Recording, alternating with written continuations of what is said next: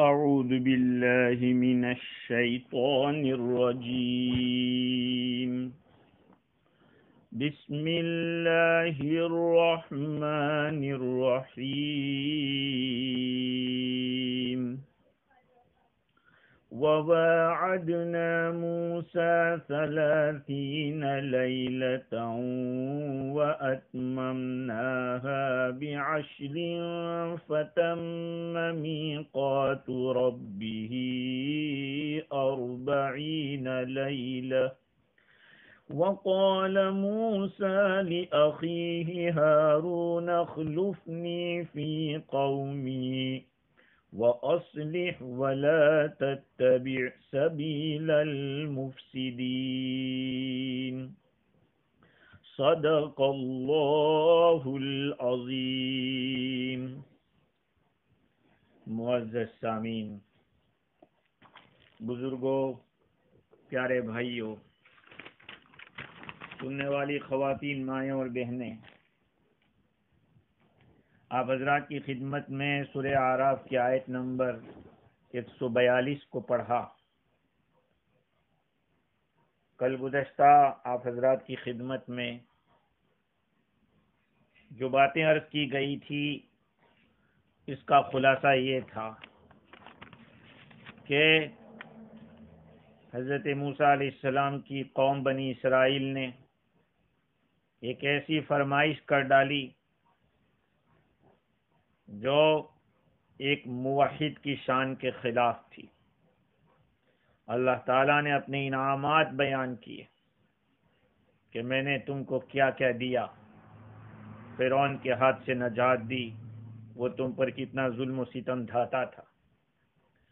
آج جس آیت کریمہ کو پڑھا ہے اس میں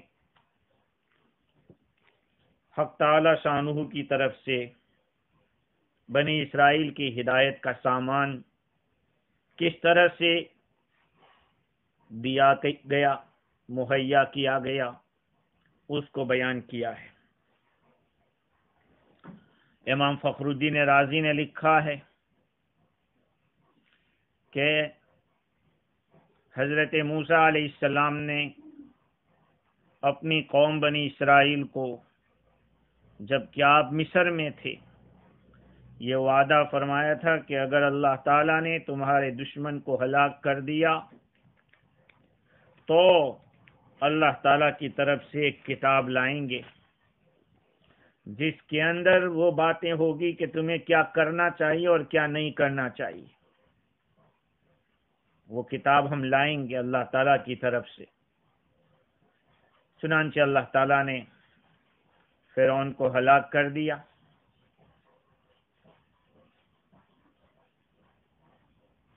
اس آیت کریمہ کے اندر اس تورات کو لینے جانے کا کیا پس منظر تھا اس کو بیان کیا ہے۔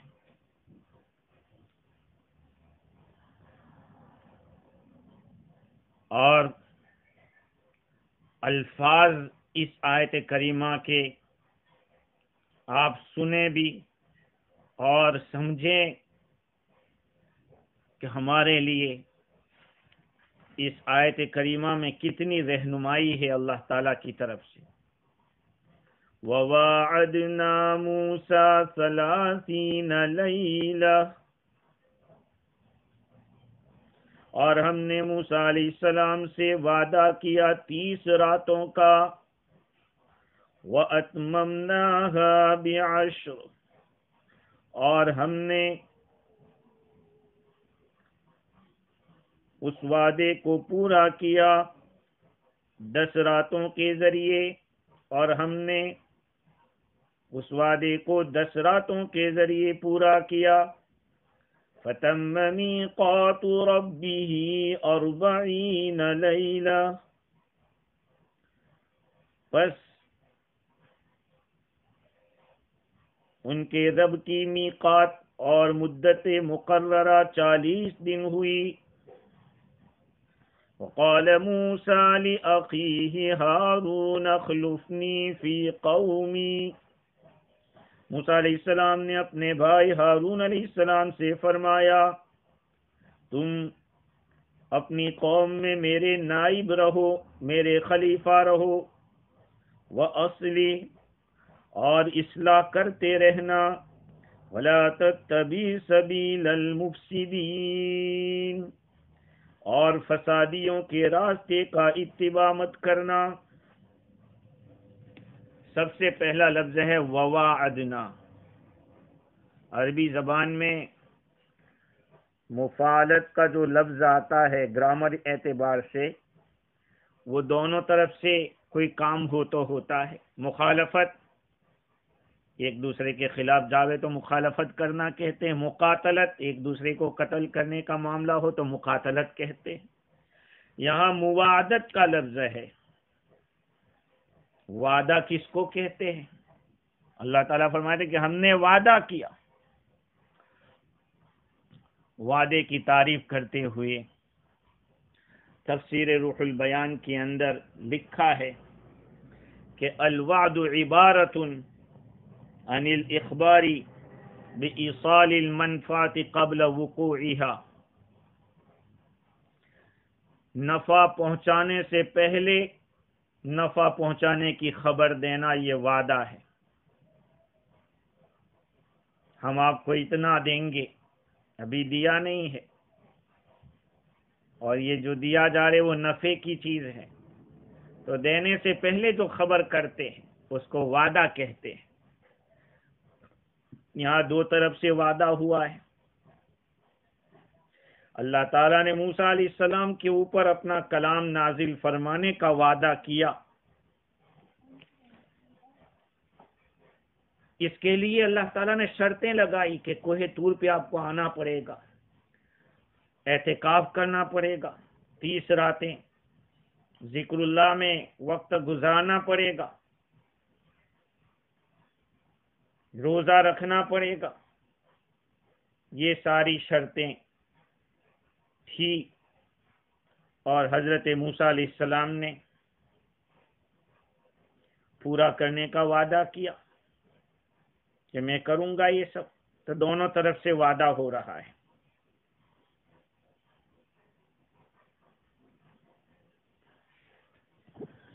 اب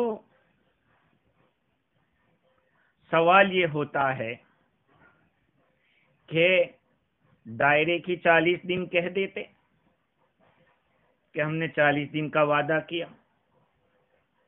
یہاں فرما رہے ہیں کہ پہلے 30 دن کا وعدہ کیا، پھر 10 دن کے ذریعے پورا کیا، اور پھر فرما رہے ہیں کہ 40 دن مدت ہوئی کل۔ میقات کا لفظ ہے، میقات اور وقت میں یہی فرق ہے۔ میقات ما قدر فیہ عمل من الاعمال، کسی عمل کو جس وقت میں مقدر کیا جائے، مقرر کیا جائے، اس کو میقات کہتے ہیں۔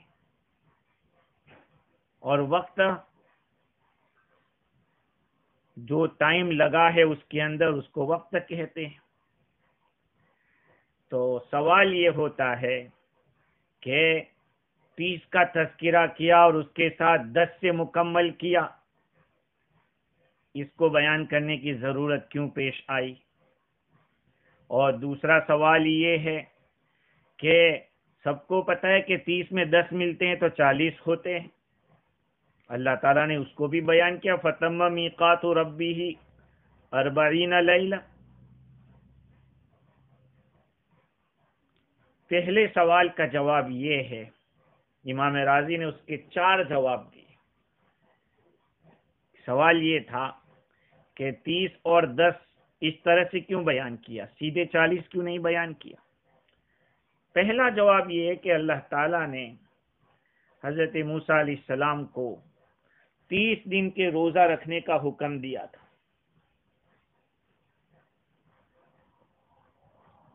ذی القعدہ کے پورے مہینے کے روزے جب 30 دن پورے ہوئے تو حضرت موسیٰ علیہ السلام نے روزے کے اندر منہ خشک ہوتا ہے، جس کی وجہ سے ایک بو پیدا ہوتی ہے، جس کو ہم اپنی نظر میں اچھا نہیں سمجھتے۔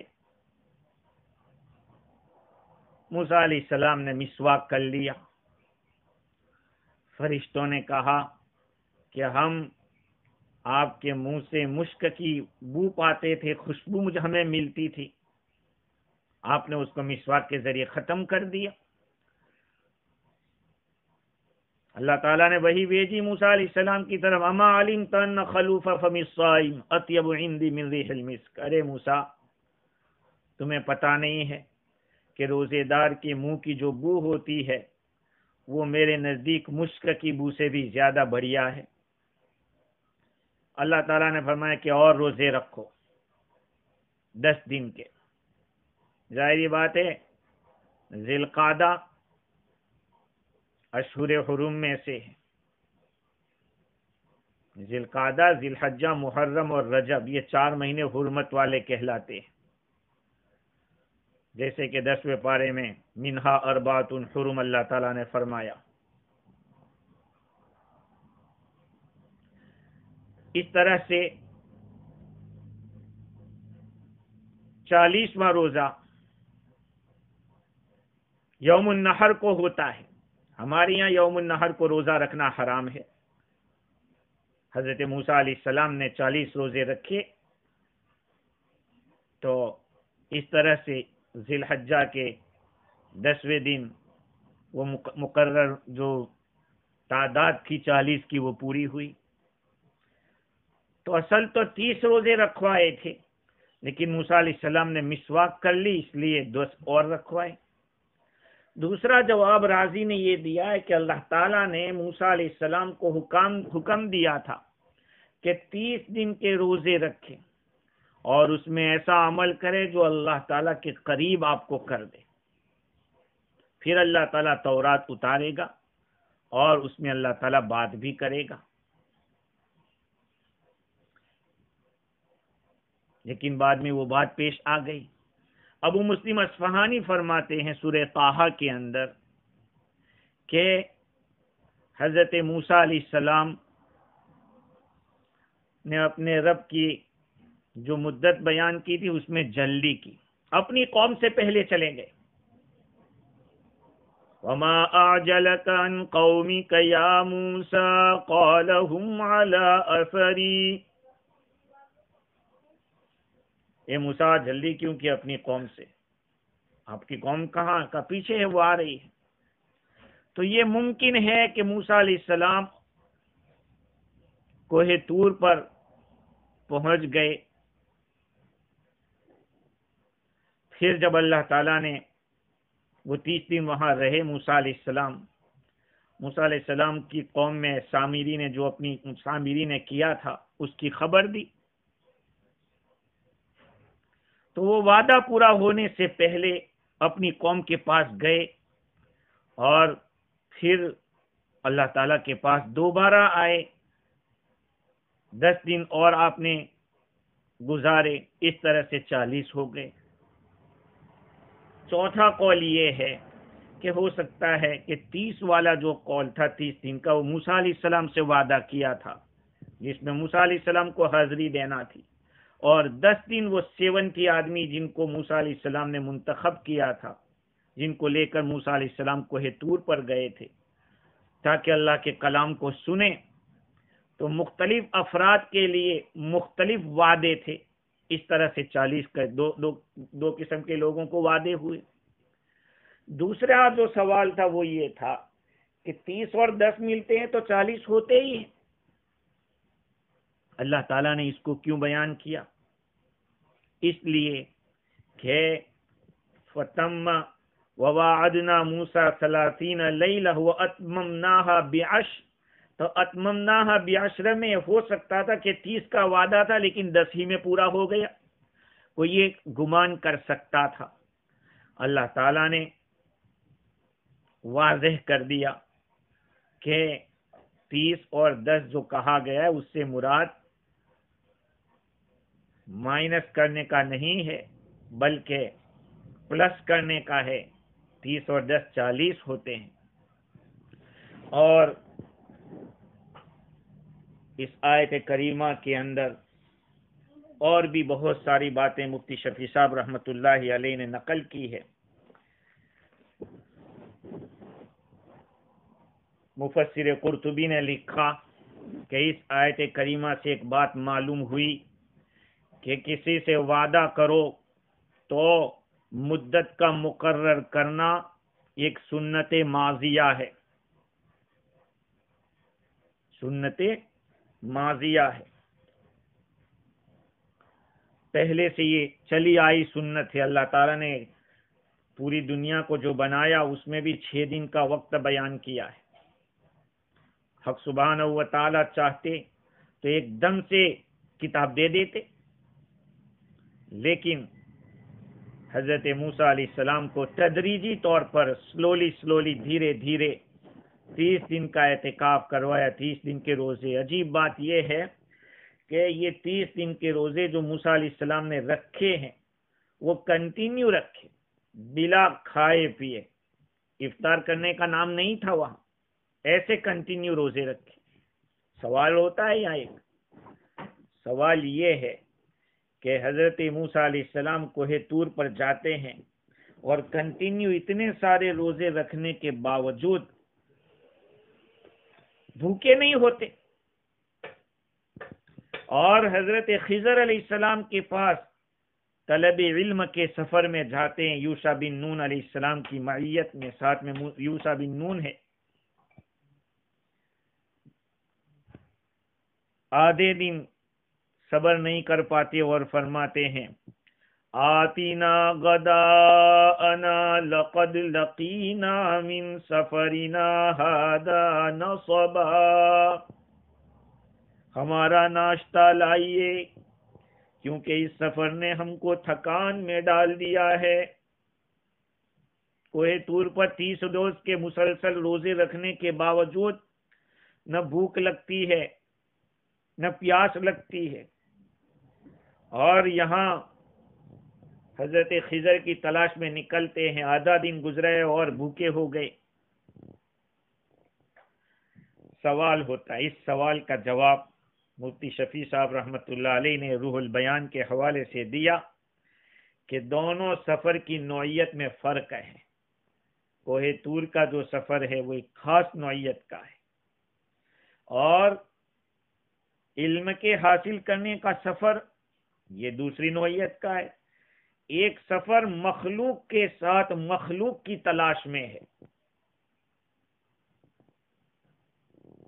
مخلوق کے ساتھ مخلوق کی تلاش میں جانا، اور کوہ طور کا سفر مخلوق سے علیحدہ ہو کر ایک ذات حق سبحانہ و تعالی کی جستجو میں جانا ہے۔ اس کا یہی اثر ہونا تھا کہ بشری تقاضے نہایت مزمحل ہو گئے۔ ہاں، اللہ تعالیٰ کے بارگاہ میں جو پہنچ رہے ہیں کوہ طور میں، وہاں ہم کلامی اللہ تعالیٰ سے کرنا ہے۔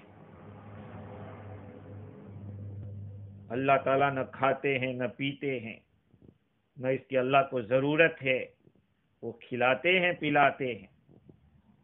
تو پھر آپ کے پاس جو جائے گا اس کے بشری تقاضے ڈھیلے پڑ جائیں گے۔ کھانے پینے کی حاجت گھٹ گئی، اتنی گھٹ گئی کہ 30 روز تک کوئی تکلیف محسوس نہیں فرمائی۔ ہمارے بعض اہل اللہ فرماتے تھے کہ ہم لوگ بغیر کھائے پیے صرف ذکر اللہ سے 6 مہینے تک جی سکتے ہیں۔ ہاں، ذکر اللہ ایک کیا ہے؟ ایک غذا ہے، بہت بڑی غذا ہے۔ کھانا یہ انسانی خاصہ، انسانی تقاضا ہے، لیکن جہاں روح کی غذا مل رہی ہے وہاں اب جسمانی غذا کی ضرورت محسوس نہیں ہو رہی ہے۔ دوسری ایک بات اس آیت کریمہ سے معلوم ہو رہی ہے، جس کو قرطبی نے لکھا ہے کہ تاریخ راتوں سے ہوتی ہے، دن سے نہیں ہوتی۔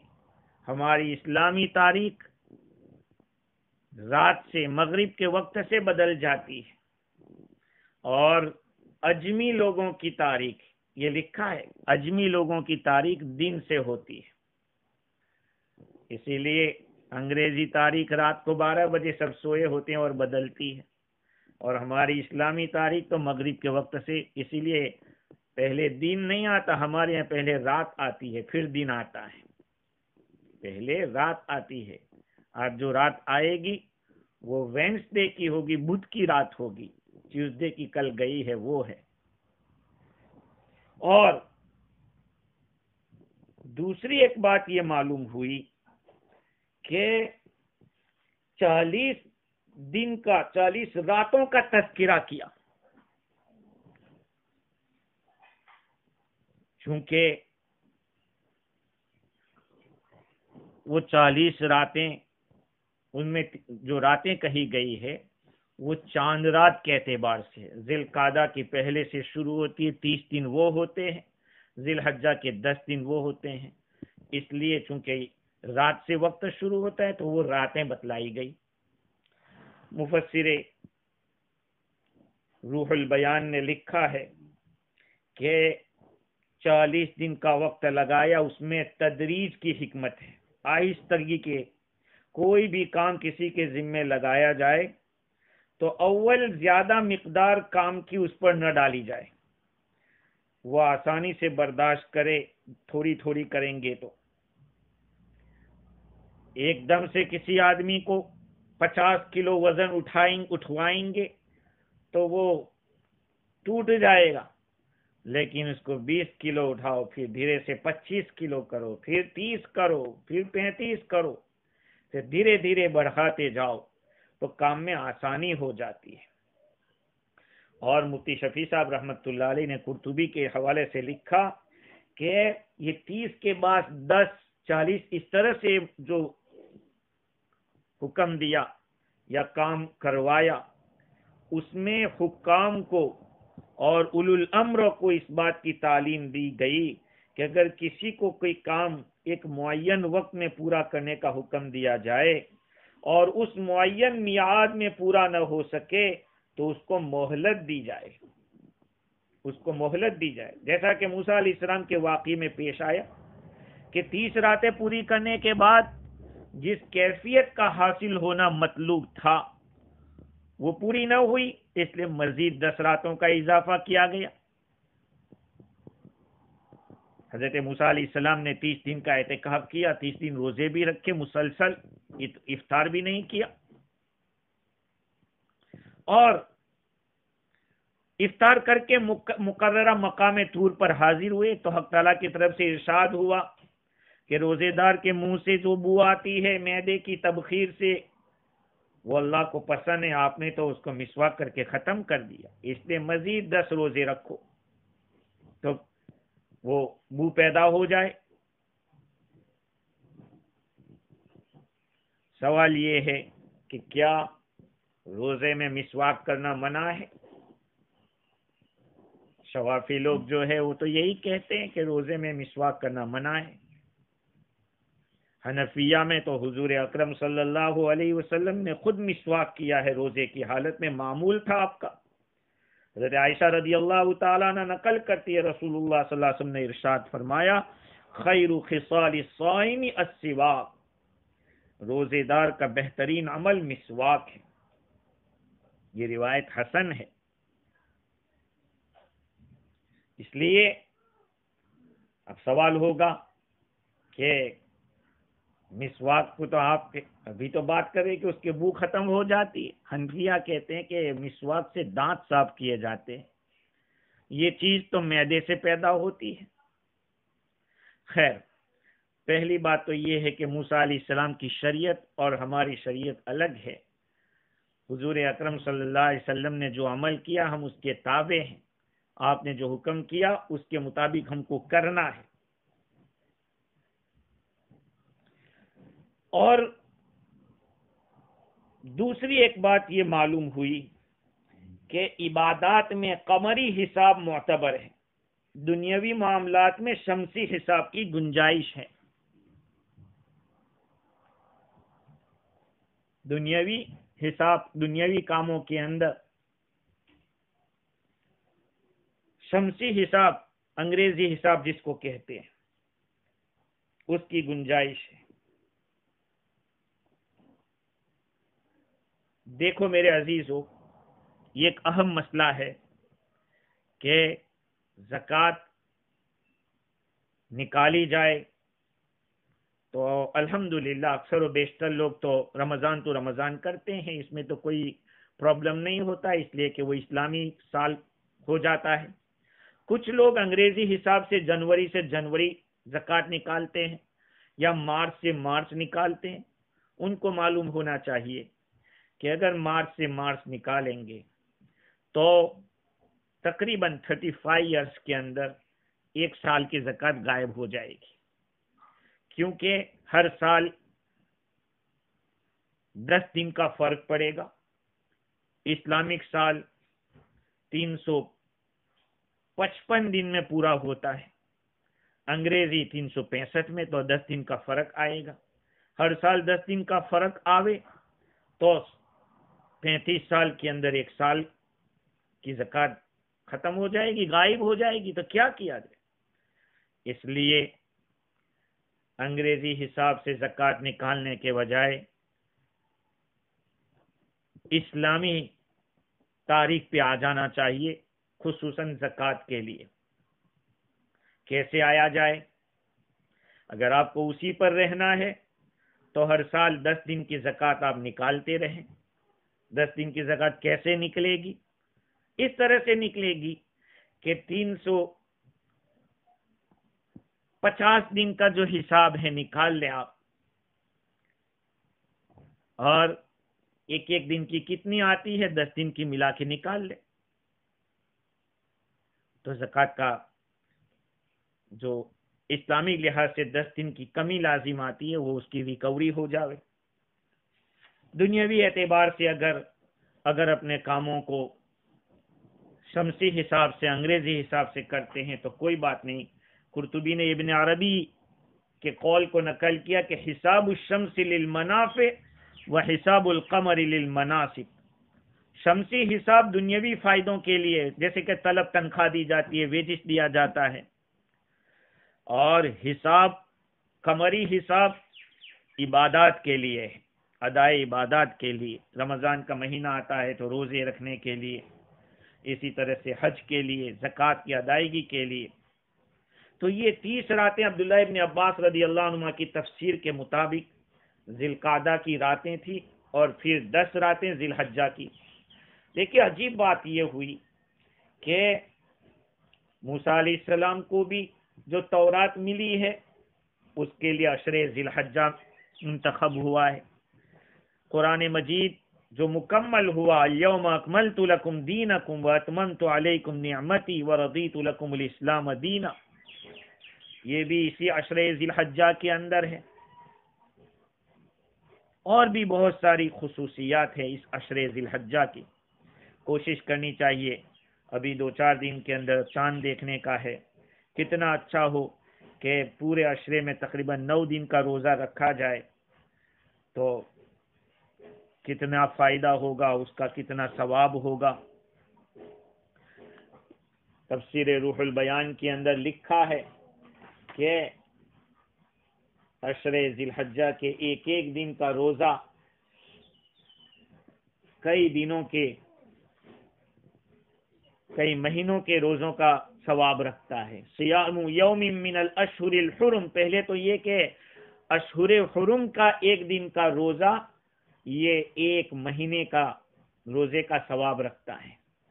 دوسرے مہینوں میں اگر مہینہ روزہ رکھے، اس کے مقابلے میں اشہر حرم میں رکھے، اتنا زیادہ ثواب۔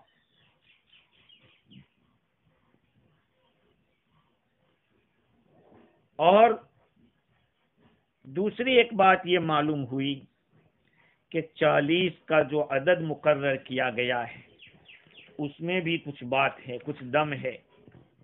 ایسے ہی نہیں ہے، تبلیغ والے جو 40 دن نکالنے کو کہتے ہیں تو ایسا نہیں ہے کہ اس کی کوئی حقیقت نہیں ہے، اس کا کوئی اثر ہے۔ ہر 40 دن کے اندر انسان کی کیفیت بدلتی ہے، اور اس میں کوئی شک نہیں۔ کسی کار خیر کو، کسی نیک عمل کو آپ کنٹینیو 40 دن کر لیں، مجھے یقین ہے اور امید ہے کہ وہ عمل نہیں چھوٹے گا۔ پابندی سے اگر آدمی 40 دن کسی عمل کو کر لے، اس لیے تفسیر روح البیان میں لکھا ہے کہ اہل معرفت یہ چار کے راز کو بہت زیادہ اہمیت دیتے ہیں۔ انسان بنا بھی ہے عناصر اربع سے، آگ، پانی، مٹی، ہوا، چار چیزوں سے بنا ہے۔ اور موسیٰ علیہ السلام کے 40 دن ہے، حضرت آدم علیہ السلام کی پیدائش اور روح کے بیچ میں بھی 40۔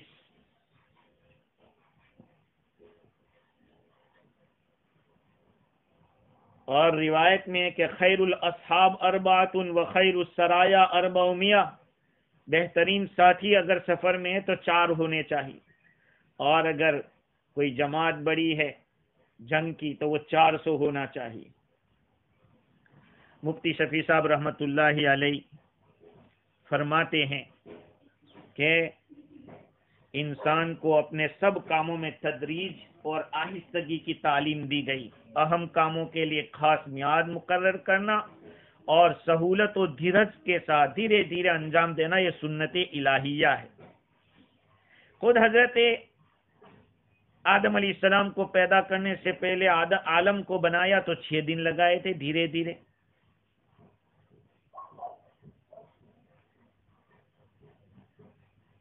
حضرت موسیٰ علیہ السلام اپنی قوم سے یہ کہہ کر گئے تھے کہ 30 روز کے لیے جا رہا ہوں، یہاں جب 10 روز کی مدت بڑھ گئی تو اپنی جو بات کہہ کر آئے تھے کہ 30 دن کے لیے، موسیٰ علیہ السلام جب واپس گئے 40 دن کے بعد تو لوگ کہنے لگے کہ کہاں گم ہو گئے تھے۔ جب موسیٰ علیہ السلام نہیں پہنچے 30 دن میں تو جو لوگ وہاں اپنی جگہ پر تھے وہ لوگ کہنے لگے کہ ہمیں کوئی دوسرا پیشوا بنا لینا چاہیے۔ اس کا نتیجہ یہی ہوا کہ سامری کے دام میں پھنس کر گوشالہ پرستی شروع کر دی۔ بنی اسرائیل نے تھوڑا صبر نہیں کیا۔ آگے اللہ تعالیٰ فرماتے ہیں وَقَالَ مُوسَىٰ لِأَخِيهِ هَارُونَ اخْلُفْنِي فِي قَوْمِي، موسیٰ علیہ السلام نے اپنے بھائی ہارون علیہ السلام سے فرمایا کہ تم میری قوم میں میری نیابت کرو، میرے نائب بنو، خلیفہ بنو۔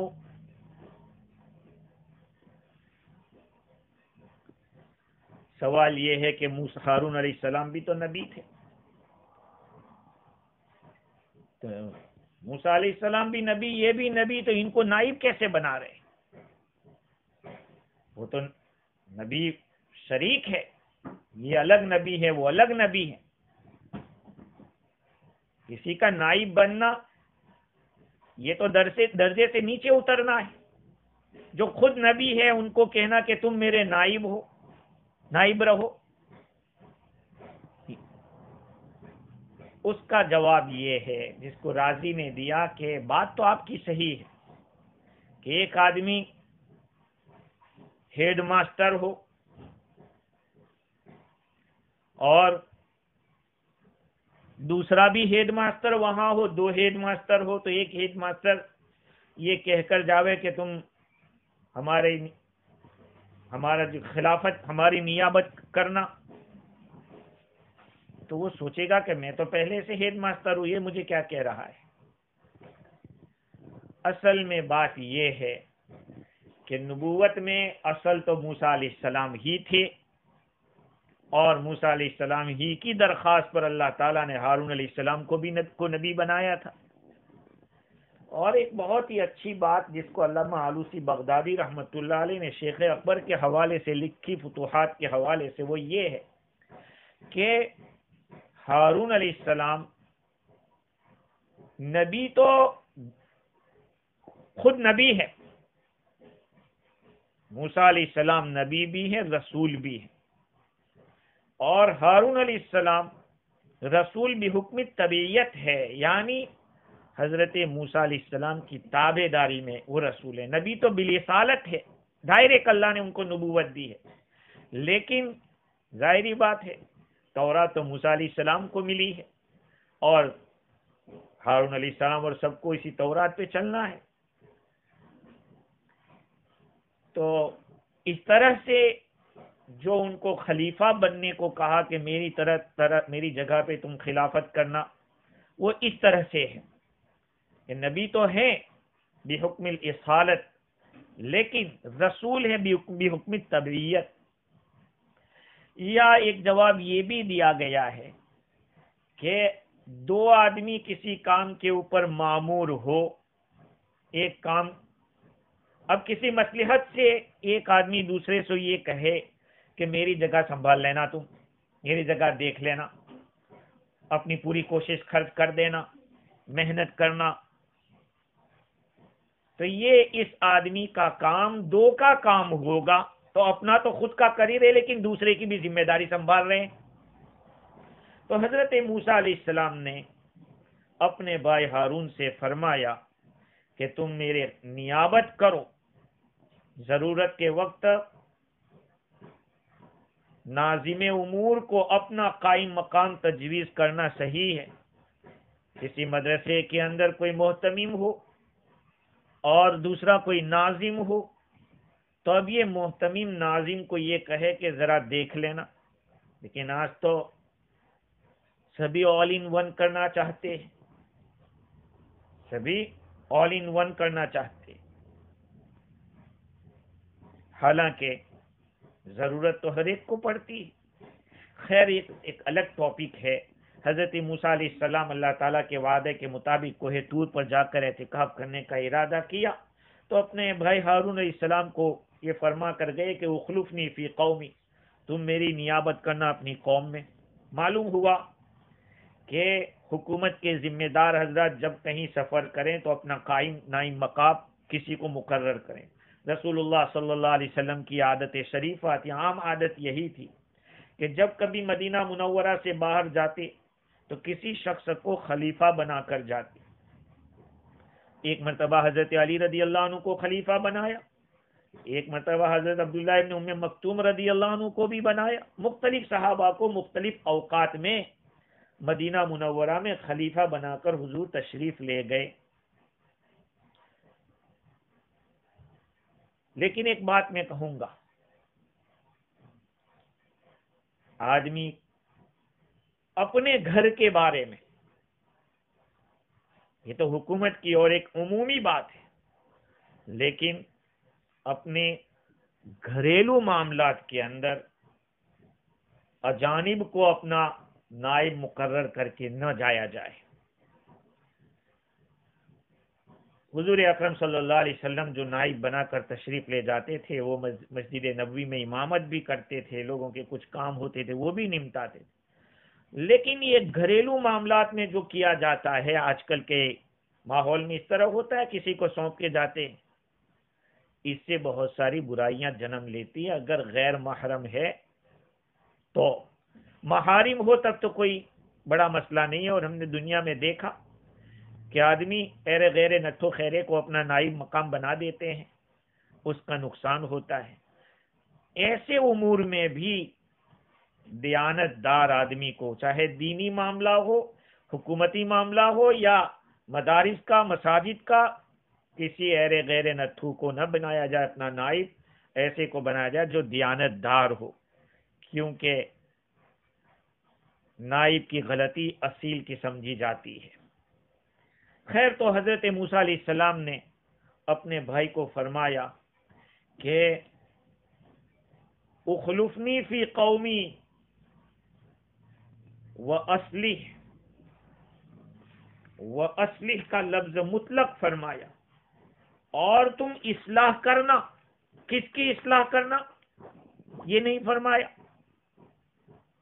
اپنی اصلاح کرنا، لوگوں کی اصلاح کرنا، کس کی اصلاح کرو، اس کو عام رکھا ہے۔ اشارہ اس بات کی طرف ہے کہ اپنی بھی اصلاح کرو، اپنی قوم کی بھی اصلاح کرو۔ جب ان میں کوئی بات فساد کی محسوس کرو تو ان کو راہ راست پر لانے کی کوشش کرو۔ یہ حضرت موسیٰ علیہ السلام نے اپنے بھائی ہارون علیہ السلام کو فرمایا کہ وہ اصلی جن چیزوں میں اصلاح کی ضرورت ہے اور ان کے معاملات میں اچھے طریقے سے پیش آنا، ایسا طریقہ جس میں کوئی فساد نہ ہو، کوئی بگاڑ نہ ہو، ان کے اندر ایمان اور اخلاص کو پیدا کرنے کی کوشش کرنا. وَلَا تَتَّبِعْ سَبِيلَ الْمُفْسِدِينَ، اور فسادیوں کے طریقے پہ مت چلنا. جو آپ کو فساد کی طرف بلائے اس کا اتباع مت کرنا. حضرت موسیٰ علیہ السلام جانتے تھے کہ بنی اسرائیل کیسی قوم ہے، کھینچا تانی کرتی رہتی ہے، آپس میں لڑنا جھگڑنا آئے دن ان کے واقعات ہوتے رہتے تھے. تو موسیٰ علیہ السلام نے فرمایا کہ آپ فسادیوں کے طریقے کو مت اپنانا. حضرت موسیٰ علیہ السلام، ہارون علیہ السلام تو اللہ کے نبی ہیں، ان کے تو فساد میں گرنے کا کوئی سوال ہی نہیں ہوتا، کوئی خطرہ نہیں تھا. لیکن یہ ہدایت کیوں کی وَلَا تَتَّبِعْ سَبِيلَ الْمُفْسِدِينَ؟ اشارہ اس بات کی طرف تھا کہ کوئی ایسی بات نہ ہو جاوے جو ان فسادیوں کی ہمت افزائی کر دے یا ان کی مدد کر دے. چنانچہ حضرت ہارون علیہ السلام نے جب قوم کو دیکھا کہ سامری کے پیچھے چلنے لگے، یہاں تک کہ گائے کی پوجا میں لگ گئے، تو حضرت ہارون علیہ السلام نے ان کو بےہودگی سے روکا، سامری کو ڈانٹا. جب حضرت موسیٰ علیہ السلام واپس تشریف لائے، جب خیال کیا کہ ہارون نے میرے پیچھے اپنے فرض ادا کرنے میں کوتاہی کی، تو ان کا مواخذہ کیا. 16ویں پارے میں لا تاخذ بلحیتی ولا برأسی، بھائی میری داڑھی مت پکڑ، میرا سر مت پکڑ. انی خشیت ان تقول فرقت بینی و بین قومی، مجھے تو یہ ڈر لگا کہ آپ کہو گے کہ تو نے میرے اور میری قوم میں تفریق ڈال دی. تو ہارون علیہ السلام نے اپنی مقدور پر کوشش کی تھی، لیکن جس قوم سے آپ کو پالا پڑا تھا اس قوم نے حرکت ہی اس طرح کی تھی. اس لیے ہارون علیہ السلام کے سامنے ان لوگوں نے دوسری جو گوشالہ پرستی شروع کر دی. خیر، حضرت موسیٰ علیہ السلام کے اس واقعے سے سبق ملتا ہے کہ جو بد نظمی اور بے فکری ہوتی ہے اس کو سب بزرگی سمجھتے. ہاں، یہ غلط ہے. نظام کے ساتھ انبیاء کرام علیہ السلام کی زندگی میں ہمیں طریقہ ملتا ہے کیسے زندگی گزاری جائے، کن حالات میں ہمیں کیا کرنا چاہیے. اب دیکھو 40 دن میں نے جیسے عرض کیا تھا کہ 40 راتوں کو باطنی حالات کی اصلاح میں ایک دخل ہے. اس لیے جو حضرات 40 دن ہی کا انکار کرتے ہیں وہ غلط ہے.